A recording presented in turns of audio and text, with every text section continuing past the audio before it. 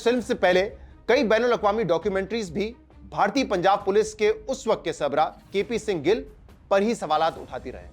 जबकि सिखों के खिलाफ भारत की रियासती पॉलिसी को भी इस कत्ल व गारत का जिम्मेदार करार दिया जाता रहा है। लेकिन दिलचस्प बात यह है कि इस फिल्म में भारत की रियासत या फौज को मनफी अंदाज में नहीं दिखाया गया है, ना उस वक्त की मरकजी हुकूमत पर कोई बराह रास्त इल्जाम लगाया गया है। लेकिन इसके बावजूद नरेंद्र मोदी की हुकूमत इस फिल्म पर पाबंदी लगवा चुकी है, जिस पर OTT प्लेटफॉर्म ZEE5 ने 5 जुलाई को रद्द-ए-अमल देते हुए कहा कि सतलुज की रिलीज के बाद मिलने वाला रद्द-ए-अमल तवक्कुआत से कहीं ज्यादा रहा और हम इस फिल्म और इसके पीछे मौजूद विजन पर मुकम्मल यकीन रखते हैं। हमें यकीन है कि मजबूत और बाअसर कहानियां लोगों पर देर पा असर छोड़ने की सलाहियत रखती हैं। ZEE5 ने अपने सोशल मीडिया पोस्ट के कैप्शन में यह भी कहा कि सतलुज बेशक हटा दी गई है, लेकिन उसने जिस बहस का आगाज किया है वो अब भी जारी है। इस फिल्म का ZEE5 पर रिलीज होना और फिर 48 घंटों में ही गायब हो जाना कई लोगों के लिए परेशान कुन है, मगर इस फिल्म की रिलीज की कहानी इससे भी ज्यादा परेशान कुन है, क्योंकि यह फिल्म आज से 4 साल पहले डिजिटल प्लेटफॉर्म्स के बजाय भारत के थिएटर्स में रिलीज होना थी, मगर भारतीय सेंसर बोर्ड ने इस फिल्म की रिलीज में कई रुकावटें खड़ी कर दी। फिल्म के डायरेक्टर के मुताबिक सेंसर बोर्ड ने पहले इस फिल्म में 21 कट्स लगाने का कहा और बाद में यह मुतालबा 127 कट्स लगाने तक पहुंच गया, जिसमें डायरेक्टर से यह तक कहा गया कि वो फिल्म से फिल्म के मरकजी किरदार जसवंत सिंह खालरा का नाम हज़फ कर दें, फिल्म में पंजाब पुलिस का हवाला ना दें, जिस मकाम से लाशें मिलती थी वो मकाम ना दिखाएं, डिस्क्लेमर में यह भी ना लिखें कि यह फिल्म हकीकी वाकयात से मुतासिर है,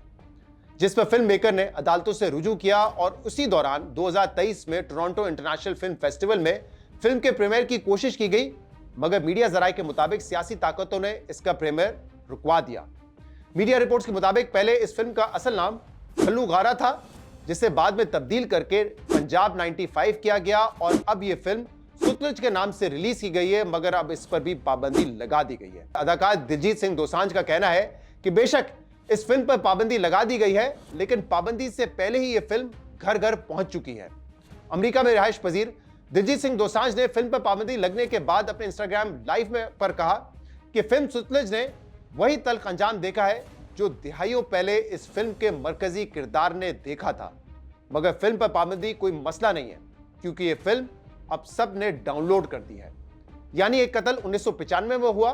और दूसरा कत्ल 2026 में किया जा रहा है, जबकि भारतीय हुकूमत इस पाबंदी का मुकम्मल दिफा कर रही है। NDTV की खबर के मुताबिक भारतीय हुकूमत की जानिब से कायम कमेटी ने तजवीज दी है कि इस फिल्म पर पाबंदी बरकरार रहनी चाहिए,